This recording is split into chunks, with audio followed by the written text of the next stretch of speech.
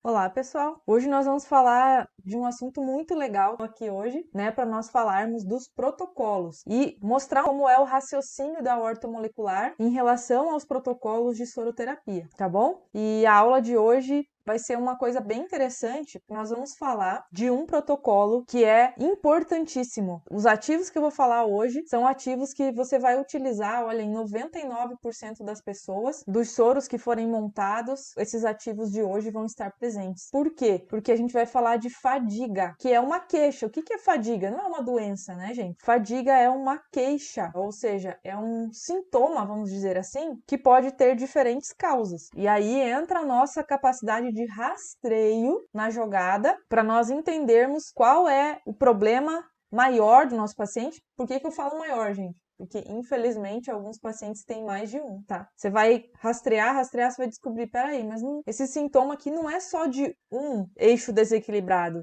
É da tireoide, é ao mesmo tempo da adrenal, tem problema de estresse oxidativo, e aí você vai começando a entender por que a gente não pode simplesmente copiar e colar tudo, né? Por que a gente tem que ter o conhecimento da bioquímica e conhecimento do rastreio, conhecimento de exames, né, pessoal? Tudo aquilo que eu sempre pego no pé de vocês. Escolhi fadiga hoje, gente, porque eu vou falar um negócio. 99% dos meus pacientes têm queixa de fadiga em menor ou maior grau, né? Tem gente que vem mesmo no fundo do poço. Sempre uso essa expressão para vocês entenderem quando alguém está realmente precisando de uma ajuda mais rápida, mais intensa, né? É o fundo do poço. A Ingrid, que é do Rio Grande do Sul, diz que é nos pés da égua.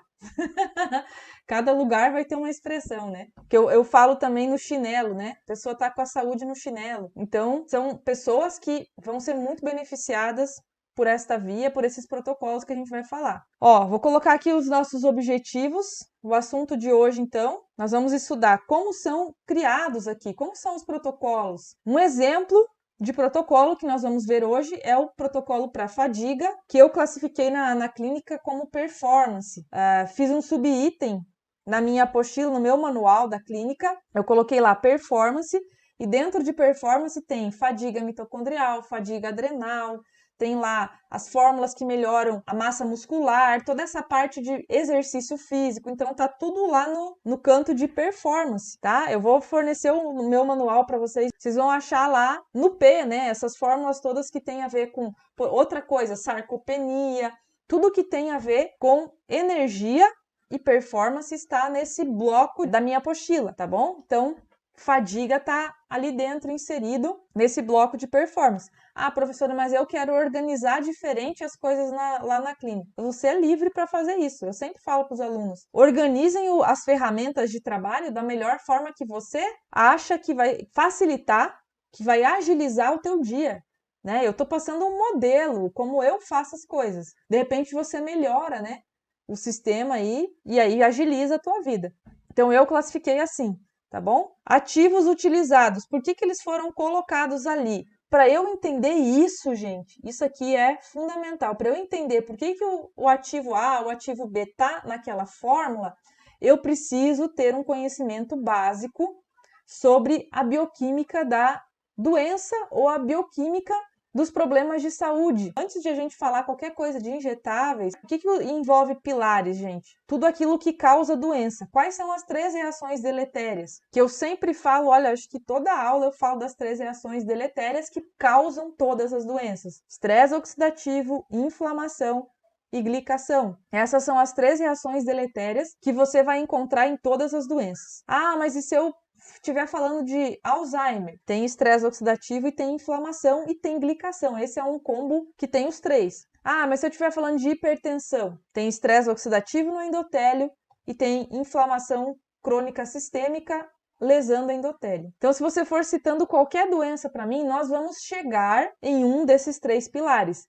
E aí, quando vocês forem olhar qualquer manual de qualquer empresa que vão mandar para vocês com as fórmulas, observem.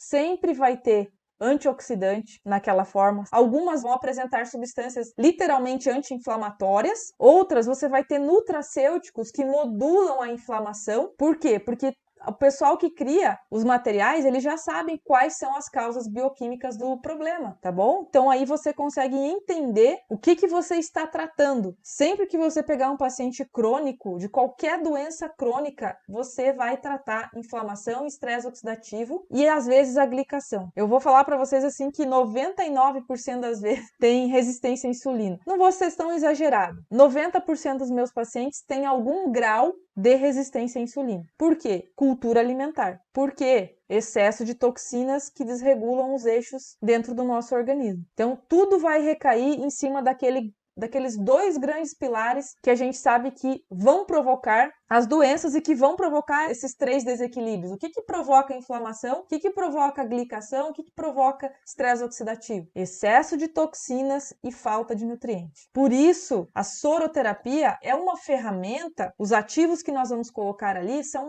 uma ferramenta que vai trazer benefício, mas será que vai ser a única que a gente vai colocar para aquele paciente? Ou nós vamos associar mais alguma coisa que vai fazer um papel também importante? Será que a gente vai colocar desparasitação? Com certeza.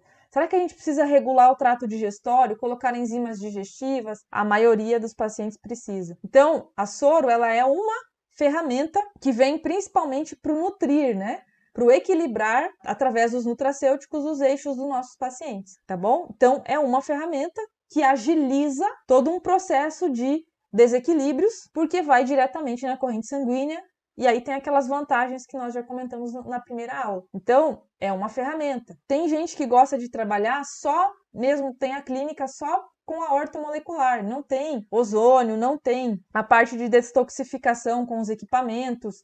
Existe protocolo detox intravenoso? Existe. Existe detox de metais, existe detox de fígado, porém, eu lá na clínica, eu associo terapias, então eu uso muito a soroterapia para o nutrir, tá bom? Mas dá para usar a soroterapia para o detoxificar também. Tem os protocolos, eu vou deixar na apostila. Então talvez, eu não vou conseguir abordar, por exemplo, câncer. Câncer é uma coisa que não tá lá no cronograma para eu abordar, mas tem todo o protocolo do câncer na apostila, no material de vocês. Eu não atendo muitos pacientes de câncer, eu atendo muito paciente de performance, atendo muito paciente com problemas de tireoide, precisando emagrecer. Então, você vai ter que analisar qual é o perfil do paciente que você vai atender, porque você vai fazer marketing em cima daquilo e você vai atrair essas pessoas, tá? Então, você vai colocar lá que você ajuda você a emagrecer de forma saudável, equilibrando o corpo. Quem que você vai atrair? Que tipo de paciente que vai vir para você? Paciente que quer emagrecer, tá? Você vai fazer lá um marketing, vai colocar um videozinho, vai fazer uma postagem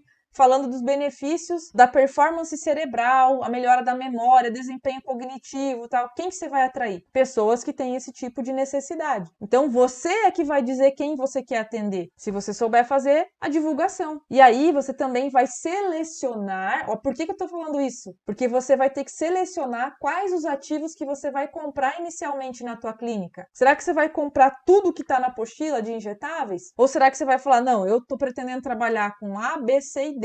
Então, eu vou comprar inicialmente isso e eu vou usando. E tem as coisas que a gente usa para tudo. Vou comentar hoje algumas com vocês aqui, que você vai comprar porque você vai usar para tudo, praticamente. Então, tem aquelas coisas que são mais básicas de você fazer na primeira compra, por exemplo. Você é que vai dizer que tipo de paciente você quer atender, conforme o marketing que você fizer. Então, olha como isso é importante, né? Vocês definirem que tipo de paciente vocês querem, porque isso vai definir as compras que vocês vão fazer, vai definir o marketing que vocês vão fazer e aquilo que vocês vão estudar um pouquinho mais a fundo primeiro. De repente você vai olhar e vai falar, nossa, mas eu tenho que estudar muita coisa, eu preciso melhorar meu entendimento bioquímico do assunto A, do assunto B. Você pode começar fazendo aquilo que tem mais paciente na tua região, aquilo que você domina mais, né, que você faz melhor. Então, por isso que a professora escolheu fadiga, porque fadiga eu trato praticamente todo mundo. 99% das pessoas têm alguma queixa em relação à performance, ou é mais intenso ou é menos intenso, e acaba entrando esses ativos que a gente vai falar hoje. Vou colocar aqui quais são os protocolos que a gente vai estudar no curso. Esses que estão aqui nesse slide eu pretendo dar no dia da aula presencial, aí no sábado, tá? Transtornos de humor, performance. Então eu peguei, aqui uma aula da performance para mostrar para vocês, da fadiga, imunidade, emagrecimento, desbiose e performance cerebral. Performance cerebral, ela Pode valer também para quem tem Alzheimer? Sim, mas o protocolo de Alzheimer ele é mais completo. A performance cerebral eu uso muito para aquela pessoa que vem com queixa de memória, para pessoa que está com problema cognitivo, pessoas que estudam muito, que trabalham muito e tem essa questão mental como prioridade, né? Povo que está estudando para passar em concurso, para passar em provas, tá? Então, eu chamo isso de performance cerebral, mas alguns ativos ali também são usados nas doenças neurodegenerativas, como Alzheimer, né? Como a própria esclerose lateral amiotrófica, Parkinson, que são coisas que a gente vai falar na versão gravada. Então, dia presencial, nós vamos falar desses protocolos, ao vivo e online, então já vai ficar disponível, né? Assim que a gente terminar as gravações, a gente sobe na plataforma, fica disponível para vocês assistirem ou reassistirem. E esses aqui eu vou gravando, vou disponibilizando os conteúdos de doenças reumatológicas, de doenças neurodegenerativas, saúde da mulher, fertilidade masculina, sistema cardio e pós-bariátrica, tá bom? E como eu falei, na apostila vai ter coisas a mais, coisas que talvez eu não vou abordar detalhadamente, não vou dar uma aula detalhada, mas que você vai ter na apostila. Uma questão é essa do detox, que eu falei de fígado, câncer e algumas outras coisas que tem ali na apostila, que se você, olha só, entender isso que a gente está falando aqui, quais são os pilares, quais são as grandes reações que provocam as doenças, na hora que você bater o olho, né, naquela fórmula, você vai falar, nossa, ó, tem isso aqui, isso aqui, isso aqui na fórmula, justamente porque essa doença tem isso, isso e isso como bioquímica. Então você bate o olho e você entende a fórmula.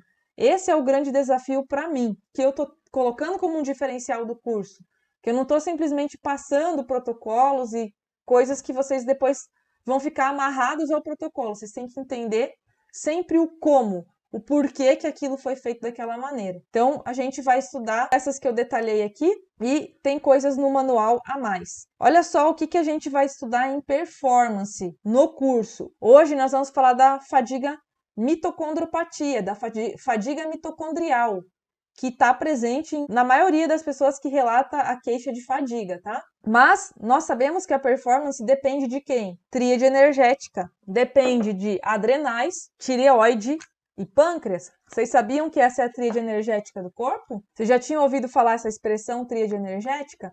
Quem me acompanha já há mais tempo sabe, né? Que nós temos a tríade energética do corpo, o pâncreas produzindo, né, a insulina que vai fazer com que a glicose entre na célula para poder ser transformada em energia. Então, olha a importância, né, de transportar a glicose de forma adequada para dentro da célula. Segundo, o sistema tireoide acelera e reduz o metabolismo conforme a tua necessidade. E a adrenal, através do cortisol, regulando todo o metabolismo, né, colocando mais adrenalina disponível, né, colocando mais açúcar para a corrente sanguínea quando você precisa malhar, relaxando ou diminuindo o cortisol, vai caindo quando vai vindo à noite para que você possa dormir.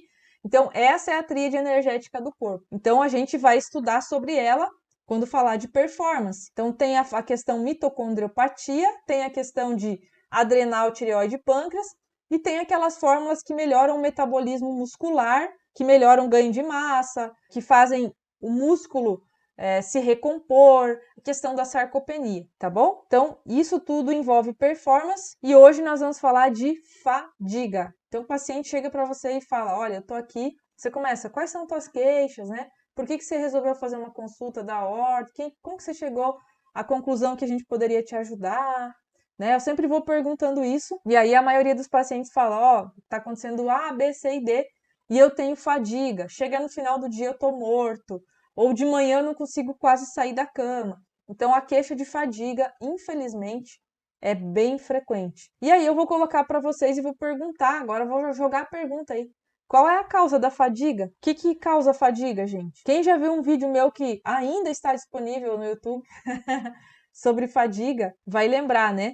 Fadiga não tem uma única causa. Aí você vai entrar com o detalhamento da queixa e aí você vai precisar dos exames laboratoriais para você realmente entender qual é a verdadeira causa da fadiga daquele paciente que está sentado na tua frente. Olha só, vou colocar aqui um resumão. As principais causas de fadiga eu coloquei aqui para vocês. Todo mundo já entendia isso? Primeira causa de fadiga aqui, ó, anemia. Anemia gera fadiga. Por quê? É só vocês lembrarem lá da produção de energia. A grande produção energética depende de oxigênio. Quem que transporta o oxigênio para que esse oxigênio chegue em quantidade suficiente, adequada e maravilhosa dentro da nossa célula para fazer o nosso ciclo de Krebs funcionar, fosforilação oxidativa, para fazer a cadeia respiratória girar. Quem que faz isso? Oxigênio. E o que é uma anemia? Não é a falta de transporte de oxigênio, porque ou está faltando a hemoglobina, que é o assento, né, que é o banquinho do oxigênio, ou está faltando número de célula adequado para transportar oxigênio. Então, você precisa ver se o teu paciente tem falta de hemoglobina, falta de ferro, falta de células para transportar oxigênio. Não tinham pensado nisso? Estavam pensando só na adrenal? É, gente. E ó, vou falar uma coisa para vocês. Tem uma coisa que eu venho observando. Existe uma baixa de ferritina nas pessoas, assim, cada vez maior. O que é a ferritina? É um marcador inflamatório? Sim, se ela tiver alta, demonstra inflamação gerada por excesso de ferro ou por lesão do órgão. Por isso que eu peço ferro também, para eu poder comparar quando eu vou solicitar o exame. Agora, a ferritina também mostra estoque de ferro. Então, às vezes o paciente está com o ferro plasmático ideal, mas os estoques de ferro estão baixos. E isso pode gerar, digamos assim, uma baixa produção energética. E eu vou mostrar isso para vocês por mais de uma razão. Primeiro, porque o ferro faz parte da formação da hemoglobina. Primeira razão. Segunda razão, porque o ferro é importante para a construção do hormônio T3 e do hormônio T4 da tireoide. Sem ferro, a gente não tem boa produção desses hormônios. Terceiro motivo, o ferro participa da criação do ATP, ele faz parte, ele é um dos compostos importantes lá na cadeia respiratória, no complexo 3, tá bom? Então, veja que o ferro baixo pode dar sintoma de fadiga por 3 razões: falta de transporte adequado de oxigênio, falta de produção adequada de hormônios de tireoide e falta de transporte adequado de elétrons na cadeia respiratória para a formação do ATP. Então, por isso que a gente vai pedir para ver hemograma, a gente vai ver ferritina, a gente vai ver ferro, né? Se quiser deixar bem completinho, pode pedir transferrina, capacidade de ligação ao ferro, aí você consegue ver todo o balanço do ferro do teu paciente, tá bom? Então, primeira razão de fadiga, anemia, ou poderia colocar aqui, né, problemas no balanço do ferro. Segunda causa de fadiga, hipotiroidismo. Mas precisa necessariamente ser um hipotiroidismo, aquele bem clássico, onde tem TSH alto, T3 e T4 baixos, deficientes? Precisa chegar nesse ponto para eu sentir fadiga? Não. Se eu tiver um mau funcionamento da tireoide, eu já posso começar a ter sintomas relacionados à disfunção tireoidiana. E ainda não vai se encaixar em hipotireoidismo, mas a tireoide não está otimizada. Então veja que a ortomolecular trabalha com esse conceito de otimização. Então, o que seriam valores ótimos de exames tireoidianos? TSH abaixo de 2, T4 acima de 1, né? Entre 1 e 1,5. Isso T4 livre. Eu sempre doso T4 e T3 livres, tá? T3 livre, qual seria o valor ótimo? Acima de 3, 3,1 até 3,5. Eu canso, gente, canso de pegar paciente com 2,4 de T3, com TSH de 4, que ainda não é alterado, mas já demonstra que para a tireoide funcionar, ela está tendo que receber muito impulso da hipófise. Quem lembra aí do eixo? Qual é a regulação hormonal da tireoide? Né? Vocês precisam lembrar disso. Eixo hipotálamo, hipófise, tireoide. TRH, TSH, hormônios tireoidianos. Então, para interpretar exame de forma adequada, eu preciso lembrar desse eixo aí. Agora, eu pego um exame lá do meu paciente, ele não vai ser diagnosticado como hipotireoidismo se ele tiver um TSH normal, se ele tiver hormônios ainda dentro dos valores de referência da normalidade. Porém, eu já sei que ele não está tendo uma otimização e que isso pode estar causando, sim, uma lentificação do metabolismo por causa da tireoide lenta. Ela não está ainda doente, mas ela está lenta, tá bom? Então, essa é a diferença, essa é a visão da ortomolecular. Sempre nós vamos olhar exames laboratoriais com o viés da otimização. Não é olhar valor de referência, é otimização, técnica dos quartis.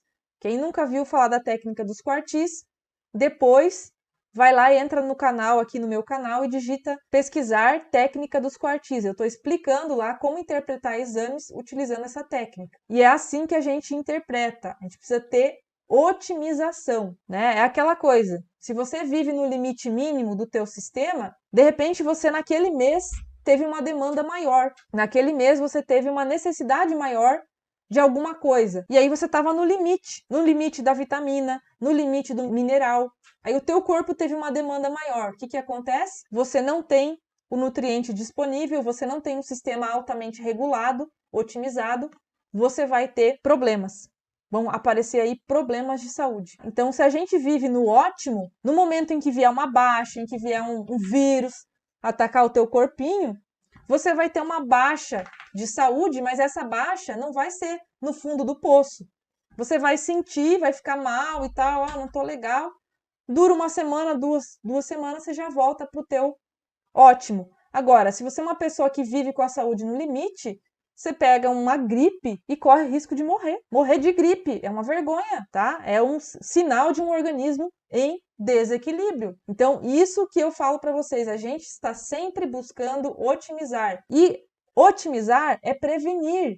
Estão entendendo por que a ortomolecular é uma ciência aí, uma área chamada de área de saúde preventiva? Porque a gente não quer esperar um paciente adoecer para fazer alguma coisa por ele. A gente quer fazer algo antes, a gente quer olhar e falar, peraí, esse organismo tem isso aqui desequilibrado. Daqui a pouco, próximo passo, doença. Daqui a pouco, infarta. Vou esperar infartar para daí falar, olha, tinha um marcador cardíaco alterado. Olha como a homocisteína dele estava alta, infartou. Nossa, tinha lipoproteína aqui. Eu vou esperar isso? Ou eu vou olhar e falar, peraí, vamos ligar o alerta aqui, vamos fazer algo para tirar esse paciente da rota da doença e trazer ele para o outro lado aqui. Então é dessa forma, a gente vai olhar a tireoide dessa forma. Ainda a gente vai pedir anti-TPO para ver se não tem uma autoimune aí, que a gente vai ter que desinflamar, aí nós vamos ter que tratar disbiose, intestino hiperpermeável. Quem tem autoimune, quem tem Hashimoto, tem problemas de disbiose e hiperpermeabilidade intestinal grave. Vai ter que mudar completamente o estilo alimentar. Então, a gente já está colocando também uma visualização da causa. Então, olha a grande diferença. Eu não vou simplesmente transferir aquele pensamento da medicina convencional de ficar tratando doença. Eu vou mudar o meu pensamento, eu vou tratar a causa. Ah, mas eu preciso melhorar a tireoide. Sim, eu concordo, vamos melhorar a tireoide. Mas vamos investigar qual é a causa da disfunção tireoidiana? Que tal a gente fazer isso? O que provoca uma disfunção tireoidiana? Inflamação, estresse oxidativo, glicação. Agora você já sabe. Disbiose. Por quê? Porque a disbiose provoca inflamação. A disbiose é o crescimento anormal de micro-organismo no intestino. Ferra com a digestão. Tem micro-organismo liberando substância tóxica ali o tempo todo. Vai ferrar com tudo. Vai inflamar, tá bom? Então, a gente vai tratar o sintoma, a queixa do paciente? Sim, mas nós vamos investigar a causa. Por isso que nós vamos individualizar soro. Nós vamos aproveitar o soro para tratar a causa. Vai ter um soro lá na apostila, soro para o hipotireoidismo. A gente vai dar uma olhada nele, beleza, meu paciente tem hipotireoidismo e tal, vamos colocar esse soro. Mas o paciente tem inflamação, vamos aproveitar e vamos colocar uma curcumina no soro. Ah, o paciente está com resistência à insulina. Vamos colocar vanádio, ácido alfa-lipoico e vamos tratar todas as causas.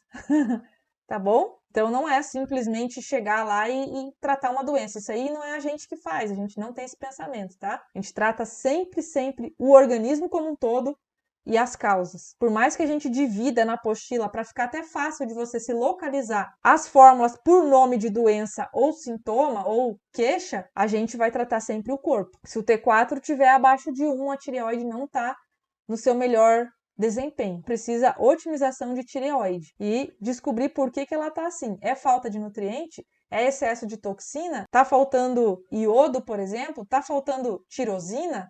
O que está acontecendo? Ela precisa trabalhar aí no seu potencial máximo e o T4 bem legal é acima de 1. Então, os protocolos dependem, né, do nosso conhecimento sobre bioquímica do eixo, né, do eixo que está comprometido.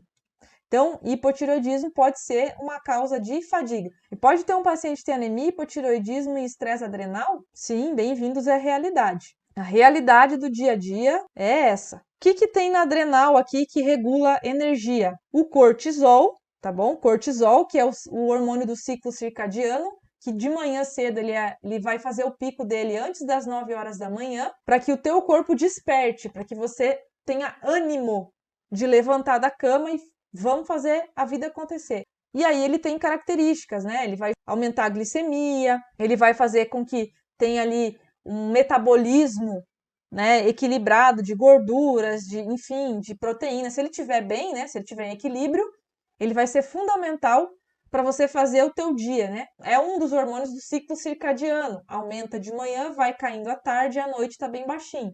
É o contrário da melatonina, né?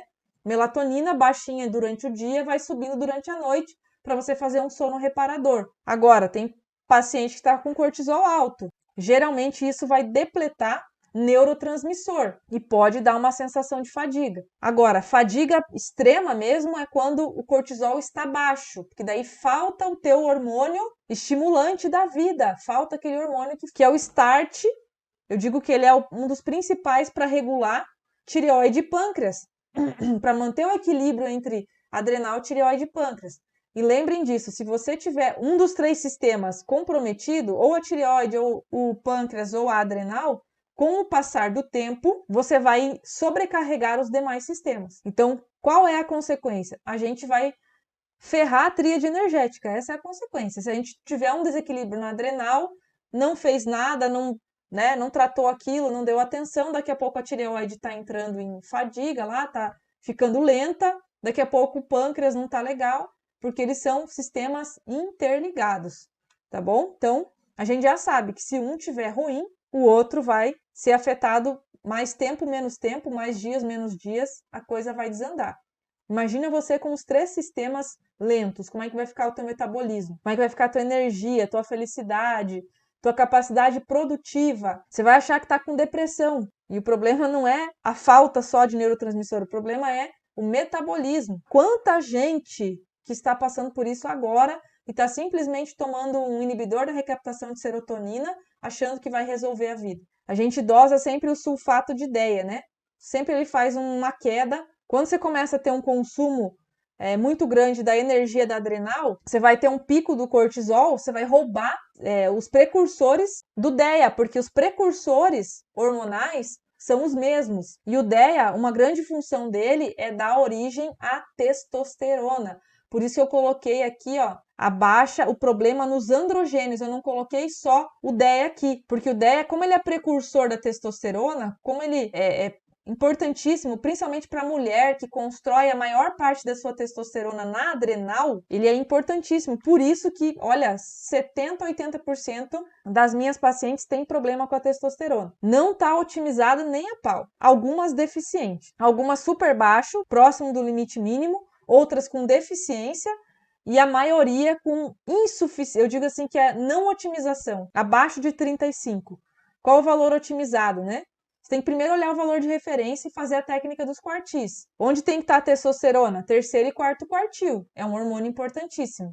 Onde tem que estar o DEA? Terceiro e quarto quartil. Onde tem que estar o cortisol? Segundo e terceiro quartil. Não pode estar nem muito baixo, nem muito alto. Próximo do limite superior, ele já vai começar a dar aqueles sintomas de cortisol alto de estresse, tá? Então, uma função do DEA é essa. O DEA tem N funções, tá? Tem função cerebral, melhora da memória, tem participação na imunidade, tem participação na produção do GH, que é o hormônio do crescimento, que é o hormônio do reparo. Quando a gente parou de crescer, o GH tem função no reparo. Então, se o DEA aumenta GH, tá? Quando você melhora os níveis de DEA, você melhora também níveis de GH. Isso daí já está relatado em livro e tudo mais. Então, a questão aqui do cortisol, o grande problema é, se você faz um estresse adrenal, se você começa a ter uma demanda muito alta de cortisol, você vai, vamos imaginar que a gente vai dividir os precursores, os tijolinhos que constroem hormônio. Como o corpo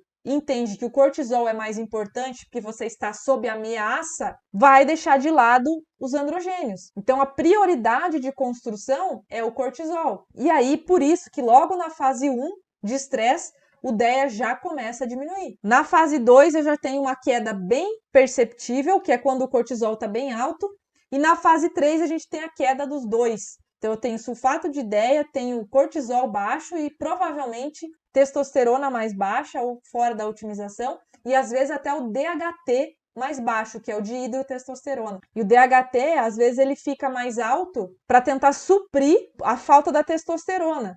Mas isso seria uma aula à parte, seria uma aula de hormônio, tá, gente? Então, preciso entender sobre a questão dos exames da adrenal, preciso entender para eu perceber se aquela fadiga do meu paciente é uma fadiga que tem a ver mais com a adrenal, ou tem a ver mais com a tireoide, ou é uma mitocondriopatia, que a gente já vai falar, tá? E aí eu consigo direcionar melhor o tratamento, consigo selecionar melhor os ativos que eu vou utilizar se eu entender a causa da fadiga. Tem que dosar o sulfato de DEA, tem que dosar o cortisol, se possível, né, dosa o cortisol sanguíneo e dosa o salivar, que aí você consegue ver também como é que tá dentro da célula. O sanguíneo vai mostrar o quê, gente? Vai mostrar a produção. Se eu estou produzindo e transportando um hormônio. Não me mostra se ele está entrando na célula. O que mostra se entra na célula são o salivar, né? Então, você conseguir ver os dois é muito bom. Coisas importantes, né? Conhecer a bioquímica do corpo. Vocês estão vendo aqui a importância. Por isso que eu falo 1000 vezes para vocês que os injetáveis, eles são uma via. Você não vai abdicar de um conhecimento da bioquímica porque você vai estudar injetáveis, estudar os protocolos. Você tem que embasar tudo, né? Aí você entende os protocolos. Quando você entende isso, você vai olhar eu vou mostrar a fórmula daqui a pouco, você vai olhar e falar, já entendi porque tem isso na fórmula. Tá? Porque você entendeu a causa do problema, a causa bioquímica do problema. E a última que nós vamos detalhar mais um pouquinho hoje é a fadiga mitocondrial, é a mitocondriopatia, tá? Você já tinha ouvido falar em mitocondriopatia? Olha aqui as causas da mitocondriopatia. Primeiro, o que é mitocondriopatia, tá? É uma disfunção, uma deficiência ou um déficit na produção de ATP. Quando vocês estudaram a produção de ATP através da glicose, né, tinha 3 etapas, né? Tinha a glicólise, o ciclo de Krebs e a cadeia respiratória, né? O que acontece aqui na mitocondriopatia? Está faltando alguma coisa para a produção de ATP nesta mitocôndria ser correta. Lembra que a gente estudou que ao final uma molécula de glicose iria gerar 38 ATPs em média? Sim, eu já dei aula de bioquímica básica, tá? Eu já torturei muita gente. Hoje, né, eu dou aula de bioquímica divertida, que é a bioquímica aplicada, que é entender na prática, né, o que tem a ver aquilo com tratar doenças. Na faculdade é terrível. Você olha um monte de reação, não entende nada, não sabe para que serve e só pensa como fazer para aquilo passar logo, né? Mas na vida, na ortomolecular, a gente entende finalmente como é gostoso estudar a bioquímica e entender como tratar as pessoas através desse conhecimento. Isso aí é maravilhoso. É para quebrar o trauma. Então, todo esse processo geraria 38 ATPs. Nem sempre é assim, gente. Se tiver algo acontecendo naquela mitocôndria, se tiver faltando vitaminas, minerais, substâncias que são importantes para a construção do ATP, que são importantes para o funcionamento da cascata enzimática, você vai ter uma diminuição na produção do ATP. Uma molécula de glicose não vai mais te dar 38 ATPs, ela pode passar a te dar 37. Imagina isso na soma do dia. Se faltar apenas um ATP por ciclo, por falta de nutriente, tá? Por excesso de radical livre, que também detona a mitocôndria, se afetar só um ATP por molécula, será quanto que a gente vai ter de produção energética afetada no final do dia? Isso é a mitocondriopatia. E qual é a causa? Né? Quais são as causas da mitocondriopatia? Primeira coisa, espessamento das paredes dos capilares, que vão tornar mais difícil a troca do oxigênio. Como que eu vou fazer essa lesão nos capilares? Se eu tiver estresse oxidativo no endotélio vascular. Como eu faço? Se você falar para mim que uma pessoa tem hipertensão, eu já sei que ela tem estresse oxidativo no endotélio vascular. É uma parte da bioquímica da hipertensão. Como que eu vejo isso? Um exame fácil e barato. Ácido úrico. Ácido úrico mostra estresse oxidativo no endotélio. Ah, mas todo mundo que tiver estresse oxidativo no endotélio vai ter elevação de ácido úrico? Não. Mas é um marcador interessante, porque algumas pessoas elevam esse marcador E aí, quando ele se eleva, você já sabe, é um estresse oxidativo mais importante, porque alterou o ácido úrico. E ácido úrico, ele aumenta porque ele é um antioxidante do endotélio.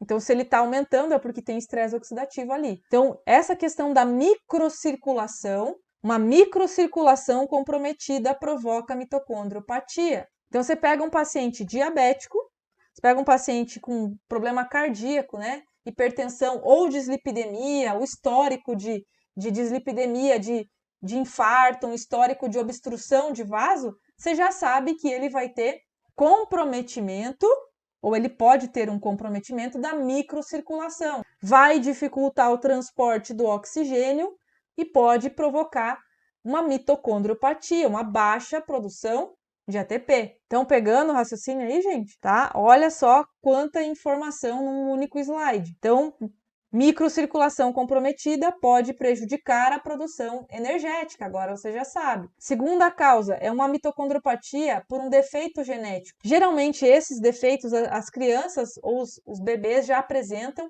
e têm problemas graves, têm transtornos graves. Então, as pessoas que vocês vão atender provavelmente não vai ter essa causa, tá? Não é mitocondriopatia onde existe falta genética de algum componente que vai levar à morte ou a problemas graves. Olha só, a parte de microcirculação, já falamos, né? Parte de defeito genético, já falamos que provavelmente os pacientes que nós vamos atender não têm isso aqui, porque isso aqui gera síndromes graves, tá? Logo que a criança está se desenvolvendo, já se percebe isso aqui. Então, esse aqui não é o nosso caso. Nós vamos pegar pessoas que têm mitocondriopatia por problemas na microcirculação. Outro caso, deficiências nutricionais para processar o alimento, para a síntese de energia. Quando a gente pensa aqui em processar o alimento, a gente tem que pensar que não é só o fato de você ingerir um nutriente, um alimento que contém um nutriente, que esse nutriente vai chegar na tua corrente sanguínea. O que precisa acontecer? Primeiro, você precisa ingerir o nutriente. Já é um milagre no mundo cheio de x-salada, miojo, pizza e massas. Né? Já é um milagre alguém comer nutriente. Num mundo cheio de produtos industrializados, que são totalmente cheios de açúcar, gordura e o que menos tem é nutriente. Mas vamos dizer que por milagre, o paciente está ingerindo uma quantidade boa de nutrientes por dia. Por um milagre divino, ele já se conscientizou, ele já pesquisou, é uma pessoa mais... não está inserida na cultura, ela já percebeu que se ela estiver inserida na cultura, ela vai se ferrar. Vamos dizer que o paciente coma os nutrientes. Qual que é um segundo problema? Digerir os nutrientes. Digerir o alimento para liberar o nutriente. Um terceiro problema, esse nutriente que foi digerido ser absorvido corretamente. Existe, por exemplo, a B12. A B12 precisa de um negocinho chamado fator intrínseco, que é produzido pela célula parietal do estômago para ser absorvida. Então, você vai ingerir, você vai fazer uma digestão. Se você não tiver legal a produção de fator intrínseco, você já não vai absorver direito. Estou dando um exemplo, né? Então, a gente pode ter problemas na absorção. Assim como o ferro também, né? Pode ter problema na absorção. O ferro precisa de uma microbiota bem legal para ele ser absorvido. Aí a pessoa tem desbiose, aí já não absorve. Às vezes, né? Às vezes sempre, né? A maioria de nós tem vermes, tá? Aí tem vermes que consomem ferro. Aí você também já tem que dividir o pão, já não consegue absorver, ainda tem que dividir com o verme, né? Então, aí temos problemas no processo de digestão, absorção, né? E daquele nutriente realmente chegar em quantidades adequadas dentro da célula e ter um aproveitamento dentro da célula, né? Que tem, por exemplo, a própria B12 na corrente sanguínea, ela precisa ser transportada. Então, eu não tenho como detalhar tudo, tá, gente? Eu só estou dizendo para vocês que nós temos graves problemas de nutrição celular que provocam mitocondriopatia. Uma quarta causa de mitocondriopatia, o músculo do paciente é afetado com perdas de constituintes vitais que incluem compostos energéticos. Aqui tem um exemplo de coisas que podem atrapalhar a construção muscular, por exemplo, que é uma das grandes causas de fadiga, um excesso de estatina, um estresse oxidativo no músculo, toxinas de micro-organismos. Não sei se vocês lembram que a estatina provoca diminuição da síntese de coenzima Q10. Lembram da coenzima Q10, que é produzida na via do colesterol? A mesma enzima, HMG-CoA redutase, que produz o colesterol, que sintetiza o colesterol, é a mesma enzima que vai sintetizar a coenzima Q10.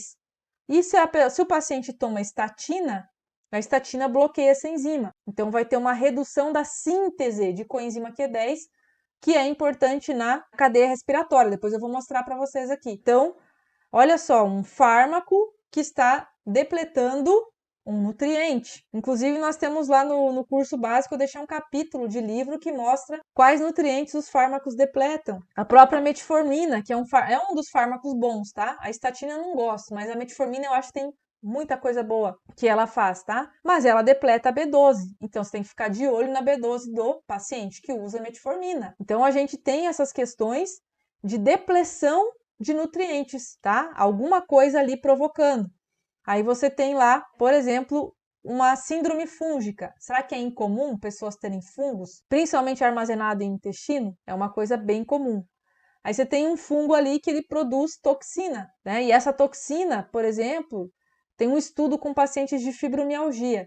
O estudo ele mostra que os pacientes de fibromialgia chegam a ter 40 vezes mais fungos no organismo do que um paciente sem fibromialgia. E tem uma toxina produzida pelo fungo, acho que é o ácido tartárico, não vou ter certeza agora, que vai atrapalhar lá no ciclo de Krebs, vai entrar no lugar do ácido málico. E o ácido málico é um dos componentes importantes para o ciclo fluir, vai diminuir a produção de ATP, tá bom? Uma toxina de um micro-organismo. Então, essa parte aqui, de entender a causa da mitocondriopatia é fundamental, porque senão você vai ficar só colocando nutriente e você não vai tratar o furo. Sabe um barco que tem um furo? O furo do barco tá ali, aí o barco começa a encher de água. Aí você começa a pegar um balde e tirar água do barco com o balde, né? E aí você não tapa o furo, não faz sentido. Então a gente precisa, ao mesmo tempo que eu tô dando os nutrientes, eu preciso achar os furos. Se tem verme, eu preciso desparasitar. Se tem microbiota comprometida, desbiose, digestão comprometida, eu preciso ajeitar todo o processo de digestão.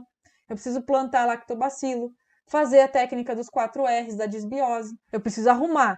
Agora, eu vou dar os nutrientes, obviamente. Eu vou colocar os nutrientes que melhoram a síntese de ATP, tá bom? Então, vocês vão ver que no soro da mitocondriopatia, tem uma pancada de nutrientes importantes para melhorar a produção do ATP, que vão funcionar tanto no ciclo de Krebs, vão melhorar o ciclo de Krebs, vão melhorar a glicólise, vão melhorar todo o processo de produção de energia. E uma dica que eu vou colocar aqui agora, ó, as principais doenças onde você tem um paciente com mitocondriopatia. Fadiga, que o paciente fala assim, tem fadiga crônica, né, que já foi diagnosticado, ou tem fadiga adrenal, poderia colocar aqui, você já sabe que tem mitocondriopatia. Tem fibromialgia ou dor crônica? Tem mitocondriopatia.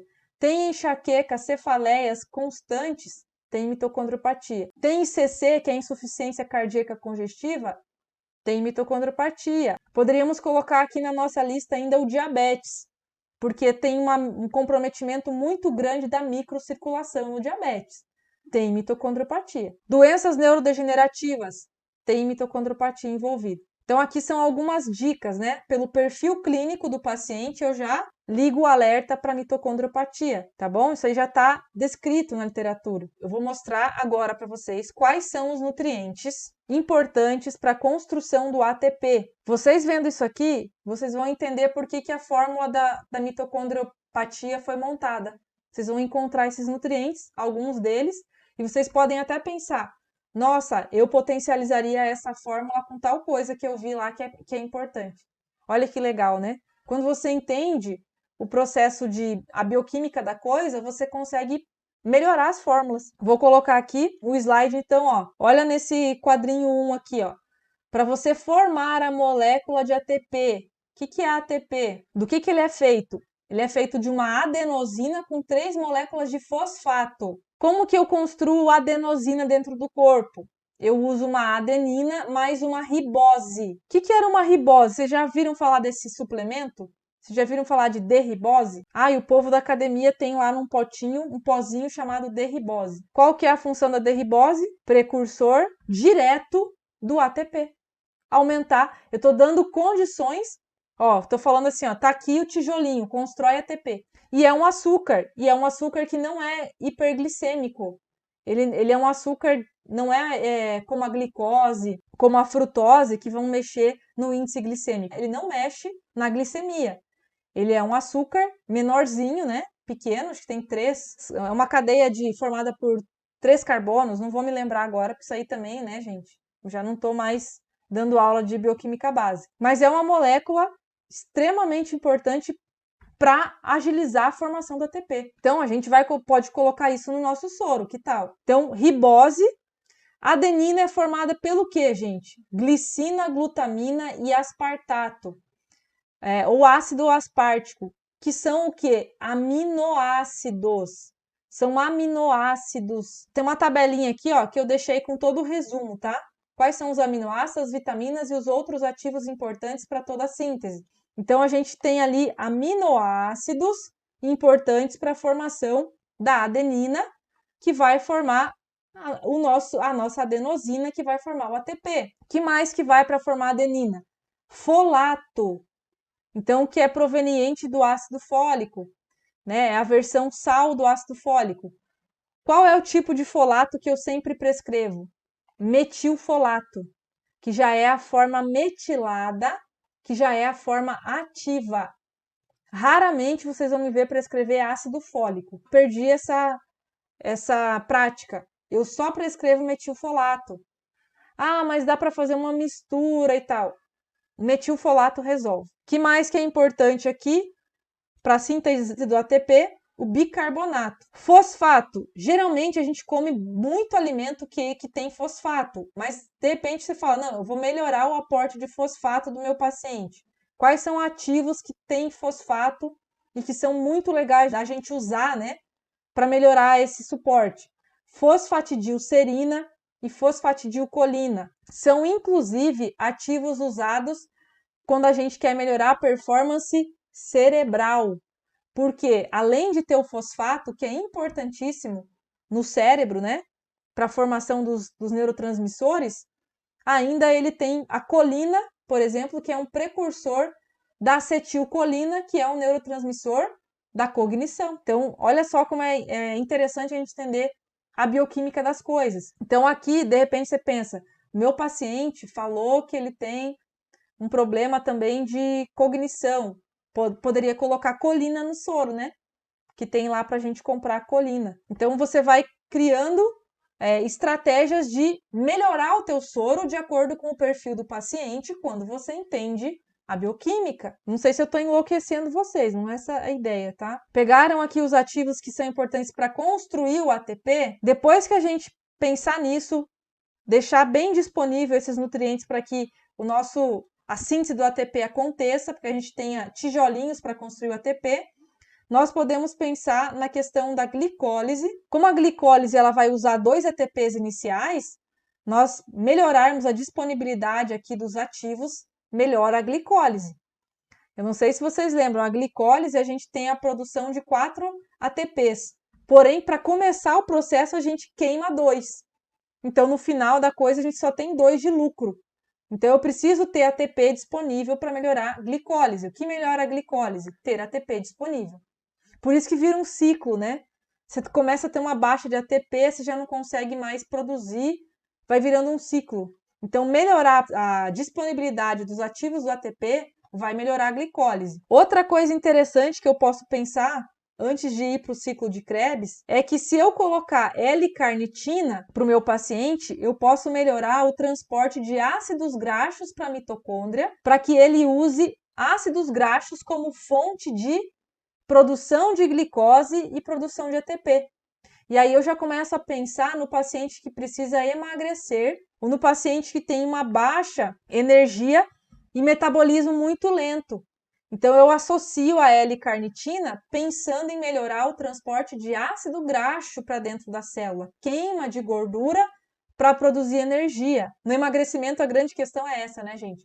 O que eu faço para queimar mais gordura do que músculo? Uma das coisas é usar a L-carnitina, tá? Então a gente pode colocar a L-carnitina para melhorar a produção de energia a partir da gordura, tá? Então, olha que legal isso, né? Então, L-carnitina poderia estar no nosso soro. Que mais que a gente precisa saber? Ciclo de Krebs. Eu coloquei um resumão de quais são as vitaminas e os minerais que são importantes para que todo o ciclo funcione. Vocês vão finalmente entender para que servia o ciclo de Krebs, tá bom?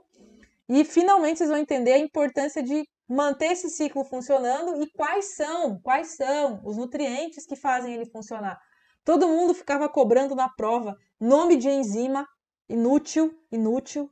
Ficava cobrando na prova quantos ATP saía de cada lugar. Até pode ter alguma utilidade, mas gente, o que é importante? Saber que eu preciso de vitaminas para aquilo andar, porque aí eu consigo repor, eu consigo otimizar, eu consigo usar isso na minha prática clínica, tá? Só ficar decorando o nome de enzima não muda nada na vida de ninguém. Então aqui você tem, para iniciar o ciclo, a gente precisa iniciar ele a partir do piruvato, que foi produzido aqui, o ácido pirúvico ou piruvato produzido na glicólise, mas eu preciso ter um negocinho chamado acetil-CoA, lembram disso? Acetil-CoA, que por acaso também dá origem ao colesterol, né? Que por acaso também é importante para construir a acetilcolina, que é um neurotransmissor da cognição. Então a gente precisava do acetil-CoA. Como que eu produzo acetil-CoA? Eu preciso de coenzima A. E como que eu produzo coenzima A? Olha só, eu preciso de ácido pantotênico, eu preciso de vitamina B5. Olha só de quem que eu preciso aqui. ATP. Então, eu preciso de todo mundo que está nesse quadrinho, porque eu vou precisar construir ATP aqui, vai participar do processo. E cisteamina. E como que eu construo a cisteamina? Eu preciso de cisteína, que é um aminoácido. Não é um aminoácido essencial. Lembra que tem os essenciais e os não essenciais? Os não essenciais nós conseguimos construir dentro do corpo. Os essenciais nós conseguimos só da alimentação. Mas a cisteína, nós temos um problema. Ela é muito utilizada mesmo, nas reações de detoxificação do fígado. Como que eu poderia repor cisteína? Através do NAC, né? N-acetilcisteína. De repente, eu pego um paciente que tem fígado comprometido. Como vai ser a produção energética dele? Então, eu coloco um N-acetilcisteína, já melhora o fígado, já deixo cisteína disponível para melhorar o processo de produção de energia. Não sei se vocês sabem, a acetilcisteína também, a NAC também é antioxidante, também é mucolítico. Essa é a vantagem dos nutrientes, né? Eles não têm apenas uma função, tem N funções. Olha só, então aqui a gente tem necessidade da vitamina B5. Gente, a vitamina B5, a adrenal, precisa muito dela na construção do cortisol também. Então já imaginem que o paciente de vocês que tem fadiga adrenal tá queimando B5. Precisa repor. Cisteína, NAD. Esse aqui, gente, é fundamental. O NAD, ele precisa da vitamina B3 para ser construído. E o FAD, que são os transportadores de elétron no nosso ciclo de Krebs, precisa da vitamina B2, da riboflavina, que também tem uma função antioxidante. E a niacina? A niacina, gente, tem uma função no sistema cardio muito importante. A niacina, ela é tão importante para construir o NAD que se você, olha o que eu vou falar agora, se você tiver baixa de vitamina B3 no teu corpo, você vai deixar de construir serotonina para construir vitamina B3. E aí você vai entrar num processo de ansiedade, de depressão, de compulsão alimentar. Então, entre serotonina e vitamina B3, o teu corpo prioriza a vitamina B3, porque ela é produtora do NAD. E sem o NAD a gente morre, porque não consegue produzir ATP. Então, olha a importância da vitamina B3. Olha a importância da vitamina B2.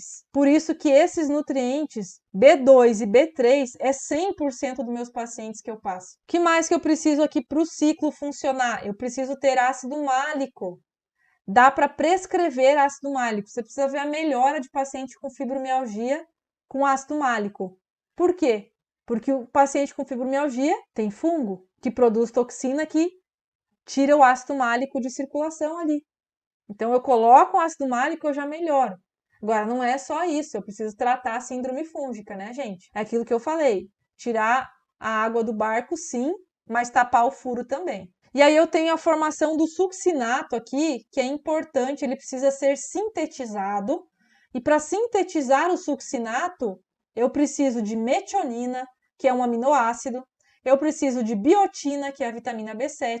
Eu preciso de B12. Talvez você soubesse muitas informações sobre B12, mas talvez você não soubesse que ela é importante para o ciclo de Krebs. B12, isoleucina e valina, que são outros aminoácidos. Então, olha só quanto nutriente que eu preciso para ter uma boa produção de ATP.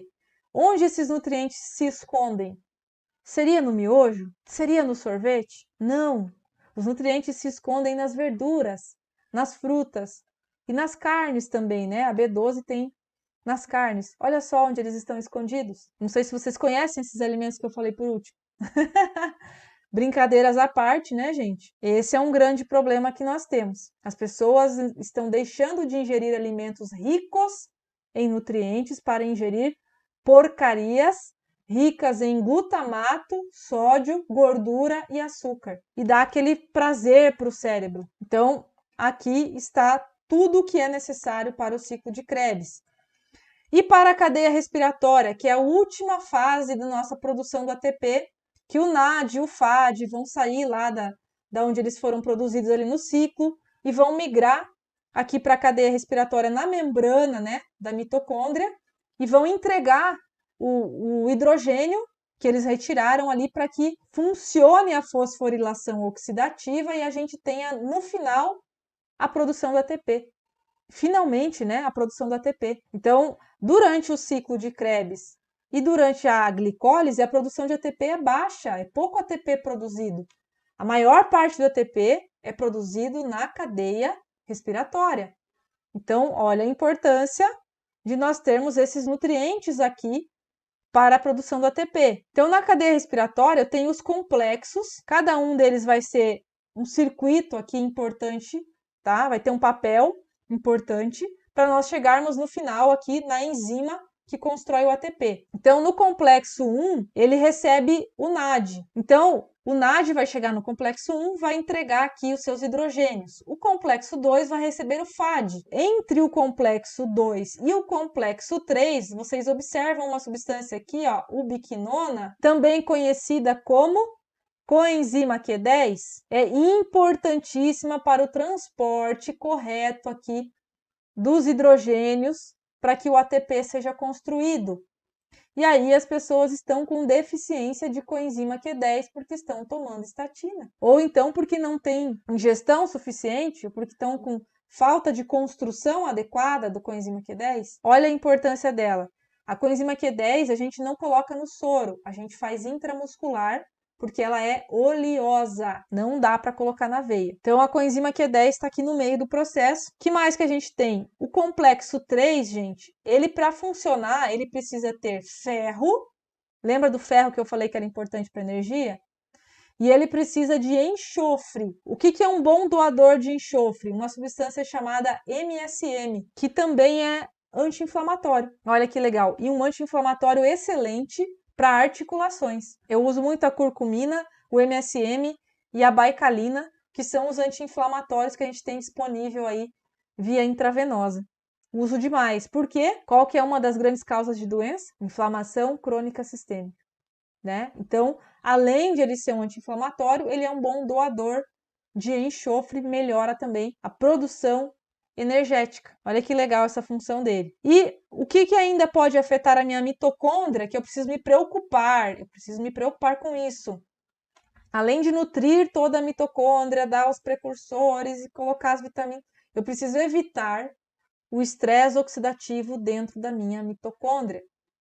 Os radicais livres destroem a mitocôndria. E sim, toda vez que a gente tem enzimas trabalhando, seja na mitocôndria, seja em qualquer outro lugar, no fígado, nós vamos ter a grande chance de formar radical livre. Então, temos que ter bons sistemas antioxidantes dentro da mitocôndria funcionando. Por isso, a gente colocou aqui a importância de alguns cofatores de enzima antioxidante. o magnésio, o zinco. Eu poderia colocar aqui ainda o selênio, gente, que também é cofator enzimático de enzimas antioxidantes. Outros antioxidantes super poderosos para a mitocôndria: ácido alfa-lipoico, resveratrol e PQQ. Nós vamos falar desses ativos no curso. Não sei se na aula de hoje eu vou falar daqueles que estão na fórmula, porque agora que vocês já sabem como tratar a mitocondriopatia, vocês nem precisavam que eu mostrasse a fórmula, né? Vocês mesmos acho que montam uma fórmula legal para o nosso paciente, né? Dá para deixar na mão de vocês aí? Agora com essas informações? Ou vocês precisam copiar e colar de alguém? Tá vendo como é bom entender a bioquímica? Porque aí a gente entende a fórmula que a empresa mandar, a gente também pode achar, vou melhorar essa fórmula aqui, vou colocar tal coisa. Deixei a tabelinha com o resumão aqui, ó, tá? O resumão de todos os nutrientes que são importantes para a síntese de ATP. E vamos falar da fórmula. Olha só, essa é uma fórmula, tá? Que vem nas apostilas, que é recomendada pelas empresas para tratar fadiga mitocondrial. Tá bom? Então vem lá, ó, vitamina C. Qual que é a função aqui da vitamina C? Tem vitamina C? Tem. É uma das 13 principais vitaminas que fazem parte de um grupo de substâncias químicas complexas necessárias para o funcionamento do organismo. Todo paciente meu, eu tô dosando a vitamina C. Antigamente eu não fazia isso, tá? A deficiência é tão grande das pessoas, elas acham que comendo um limão e tal, elas estão garantidas. Eu mostro para vocês através de exame que o bicho está pegando. A maioria dos meus pacientes ou está no primeiro quartil, ou no máximo no segundo quartil, que não é o quartil de otimização, ou está deficiente. Por quê? Porque a adrenal devora a vitamina C e as pessoas têm estresse. Participa como cofator em várias reações, incluindo síntese de catecolaminas, produção de colágeno, né, de várias substâncias aqui, ó, neuromodulador, construção dos...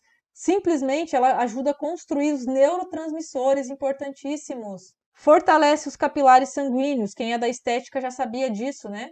Que ela fortalece capilar. Melhora a absorção do ferro, prevenindo anemia. Também é necessária para o metabolismo de aminoácidos. Transforma os radicais livres de oxigênio em formas inertes. Antioxidante potente. É usada na síntese de algumas moléculas que vão servir como hormônios e neurotransmissores e é um ótimo fortalecedor do sistema imune, né? Vai estimular a suprarrenal, olha aqui, ó, né? Suprarrenal e proteger os vasos sanguíneos. Mais alguma razão, né, para a gente usar a vitamina C nas pessoas? Tá? Só vai mudar a dose, né? Tem gente que eu vou ter que colocar mais, tem gente que essa uma ampola vai ajudar. Nós vamos colocar todas essas ampolas aqui dentro de uma bolsa de soro fisiológico de 250 ml. Nós vamos falar sobre isso, né? Sobre a bolsa que eu vou usar, qual a sequência de ampolas. A gente vai de acordo com o pH, tá bom? Tem que organizar o pH de cada ampola para a gente colocar na sequência ou do menor para o maior ou do maior para o menor, tá? Não é de forma aleatória para preparar para não acontecer precipitação. Essas coisas da prática nós vamos falar no dia da aula prática, tá? Os detalhes práticos aí. Claro que uma boa alimentação rica nessas vitaminas e minerais é importante. Lembrem que eu falei na primeira aula.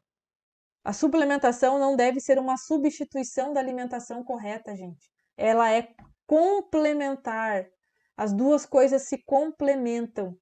Tem gente que fica comendo, vou comer tudo errado porque eu vou suplementar. Não vai dar certo esse negócio, gente. Primeiro porque a comida, além de ela ser vazia, ela vai te inflamar.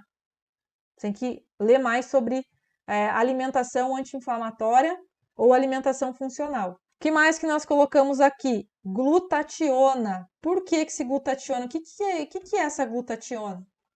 Deixa eu colocar aqui para vocês que eu deixei os ativos aqui, né? A glutationa, ela é um tripeptídeo formado por quem, gente? L-glutationa é formada por glutamina, cisteína e glicina, tá? Então, eu estou dando uma fonte de aminoácidos que são importantíssimos para antioxidar. Então, essa substância, ela entrou como um antioxidante dentro do soro, que possui o poder né, de melhorar a biotransformação de xenobióticos. Então, a glutationa, ela também vai nas fórmulas de destoxificação, tá? Porque ela vai ajudar o fígado também a eliminar toxinas. Lembrando, né, gente, que qual era a causa dos problemas metabólicos das pessoas? Falta de nutriente e excesso de toxina, tá bom? Então, por isso essa glutationa entrou aí com alto poder antioxidante, destoxificante. Melhora a fibromialgia. Isso aqui são as doenças que já tem estudo onde a glutationa conseguiu trazer grandes benefícios. E são doenças que têm na sua base mitocondriopatia. Então, pegando a ideia que eu estou mostrando aqui para vocês é de, primeiro, vocês entenderem a bioquímica do problema. Segundo, ver o protocolo, bater o olho no protocolo e já entender por que aquele protocolo foi criado. Em terceiro lugar, a gente falar dos ativos também, porque assim como eu mostro os ativos para vocês, eu mostro que eles têm mais de uma função, que ele não é só aquela função só para aquela doença. Aí você vai começar a entender o porquê que a vitamina C está em praticamente todos os protocolos.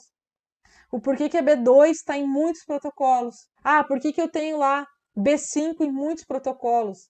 Você vai começando a entender que o nutriente ele é diferente do fármaco, porque ele não trata uma única coisa. Olha só, às vezes eu penso no nutriente, paciente é assim, eu quero parar a queda de cabelo. A última coisa, gente, que vai acontecer no paciente é parar a queda de cabelo.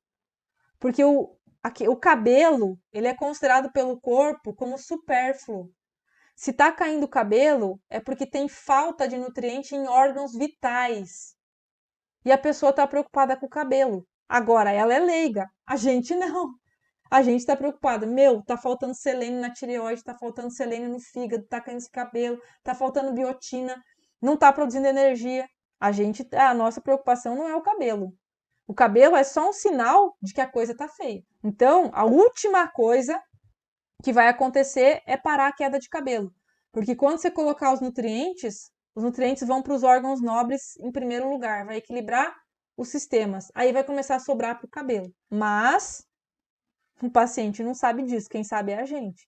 Ele está querendo resolver a queda de cabelo, tá? Para ele resolver, a gente tem que explicar para ele que vai ter que resolver vários problemas metabólicos. Então, gente, essa é a função da nossa glutationa aí na fórmula. Aí a gente volta aqui para a fórmula, o que mais que tem? L-carnitina.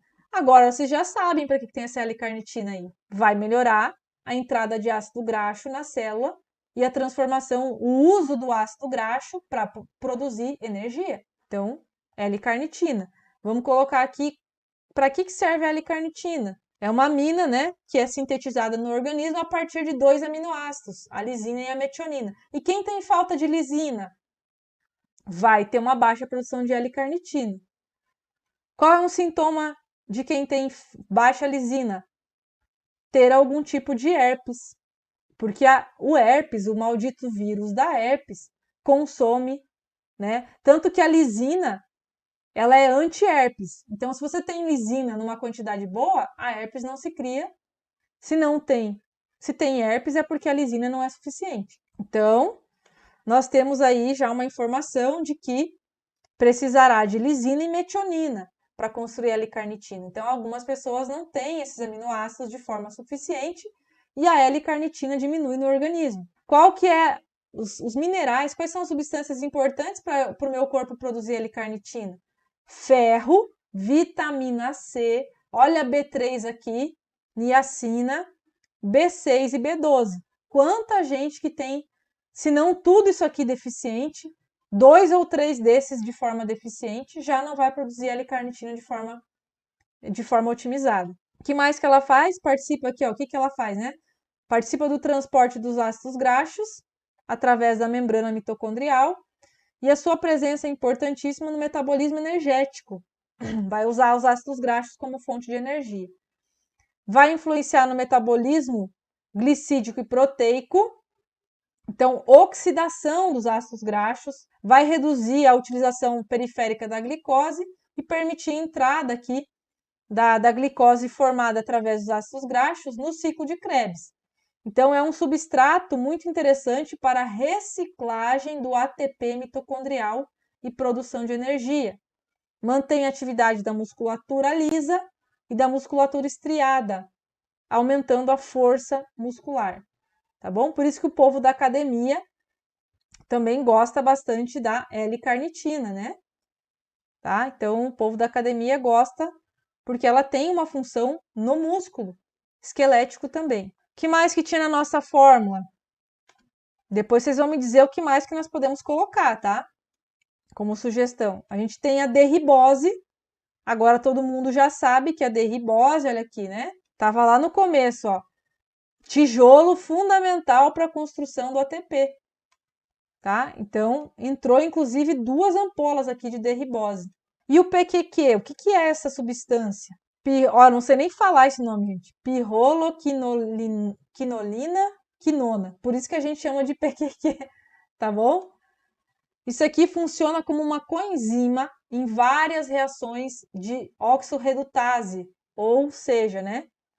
Tem uma importância enorme na antioxidação, 100 vezes mais potente que a vitamina C.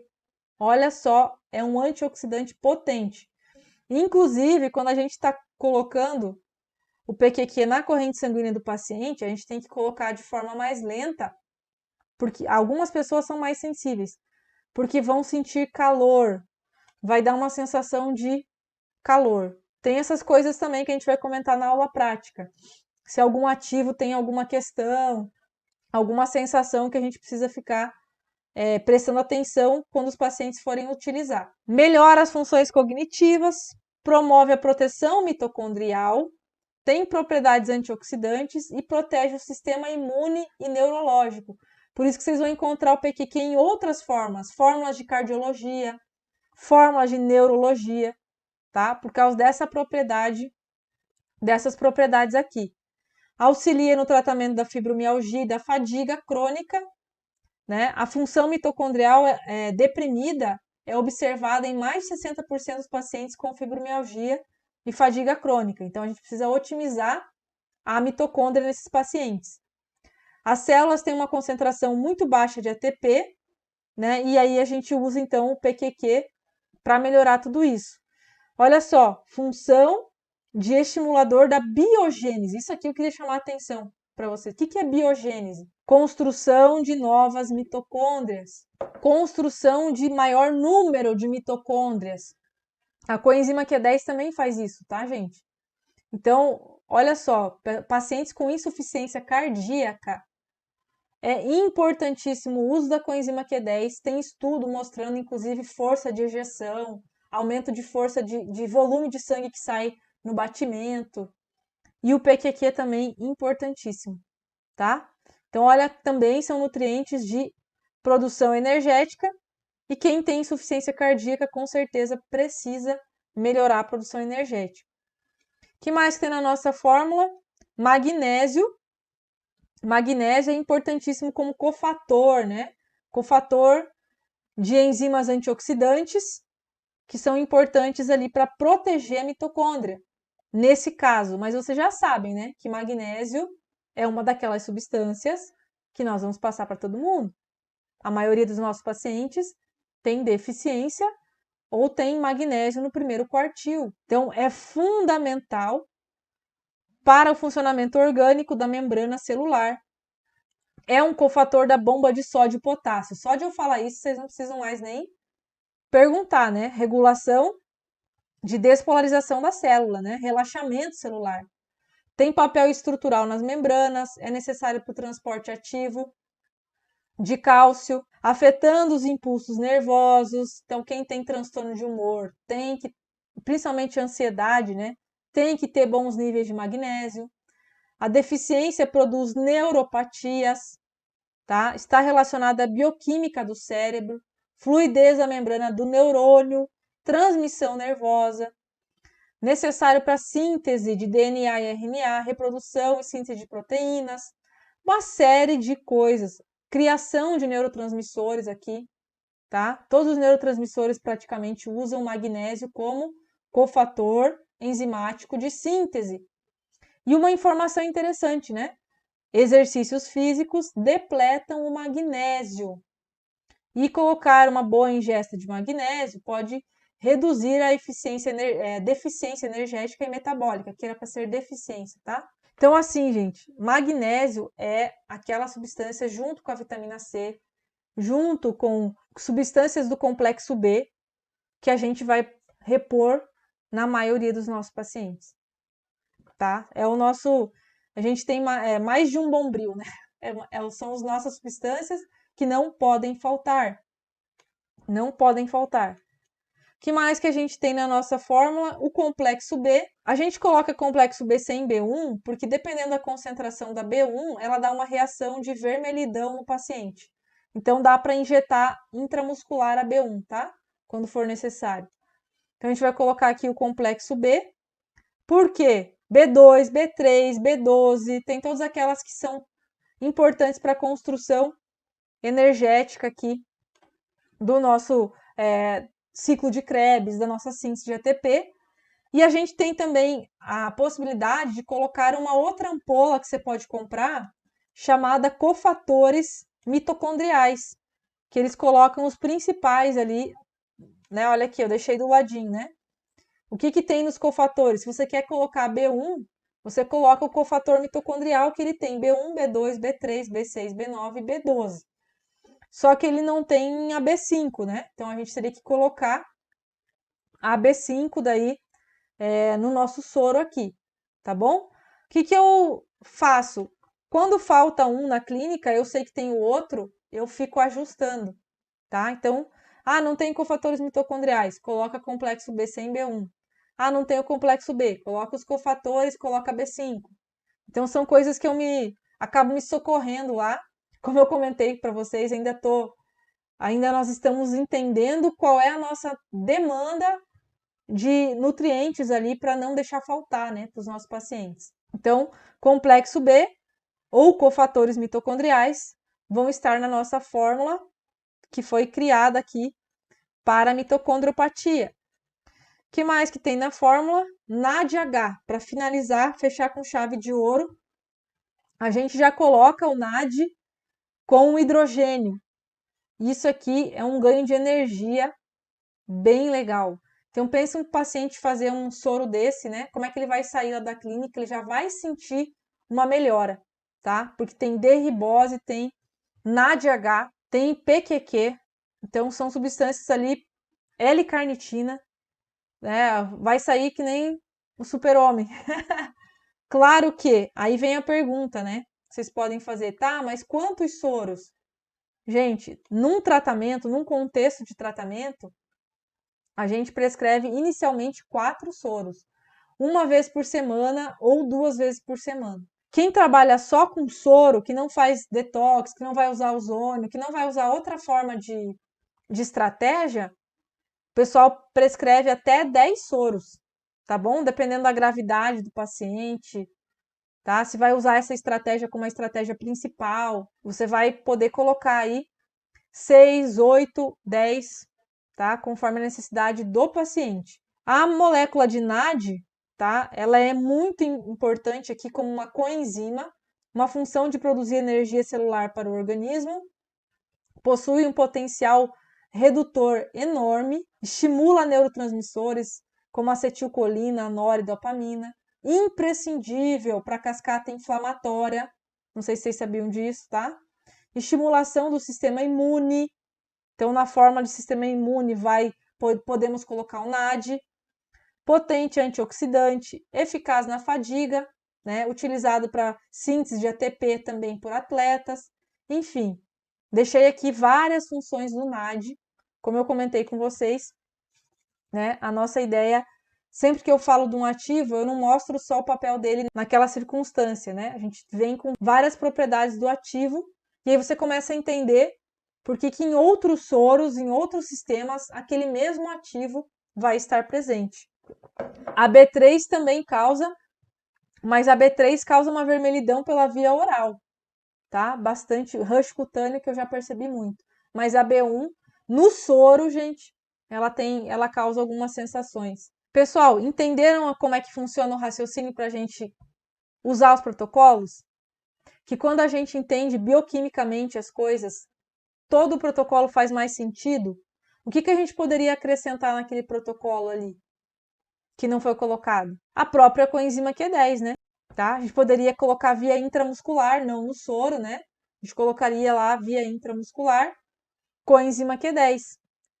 A gente poderia colocar um doador de enxofre, a gente poderia colocar o MSM. De repente, o nosso paciente é uma pessoa que tem dor. O MSM tem função anti-inflamatória e é um excelente analgésico para articulações.